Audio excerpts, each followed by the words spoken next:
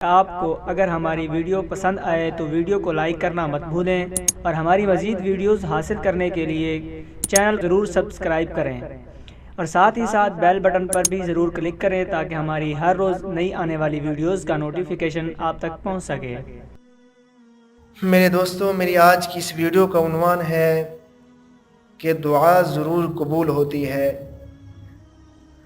میرے دوستو، حضرت ابو ہریرہ رضی اللہ تعالیٰ عنہ فرماتے ہیں کہ آپ صلی اللہ علیہ وسلم نے فرمایا، 3 دعائیں ایسی ہیں جو ضرور قبول ہوتی ہیں۔ ان تینوں میں سے پہلی دعا دعوت الوالد، والد کی دعا اپنی اولاد کے لیے، کہ یہ دعا ضرور قبول ہوتی ہے۔ اس لیے اولاد کو چاہیے کہ ماں باپ کی خدمت کرتی رہے اور ان کی دعائیں لیتی رہے۔ اس پر میرے دوستو، میں تمہیں ایک واقعہ بتاؤں۔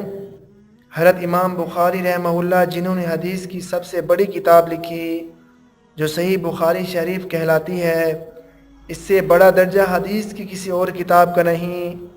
امام بخاری رحمہ اللہ بچپن میں نابینا ہو گئے تھے، اندھے ہو گئے تھے۔ ان کی والدہ بیٹے کے اندھا ہو جانے کی وجہ سے پریشان رہتی تھی اور خوب اللہ رب العزت سے دعا مانگتی رہتی تھی۔ ایک رات جب وہ سوئیں تو رات کو کیا دیکھتی ہیں کہ حضرت ابراہیم علیہ السلام آئے اور انہوں نے یہ کہا، تجھ کو خوشخبری ہو کہ اللہ تبارک و تعالیٰ نے تیرے بیٹے کی بینائی واپس کر دی ہے۔ صبح کو اٹھ کر جب انہوں نے دیکھا تو واقعی بیٹے کی آنکھیں روشن تھیں۔ اللہ تعالیٰ نے ماں کی دعا قبول کی اور ان کو آنکھیں نصیب ہو گئیں۔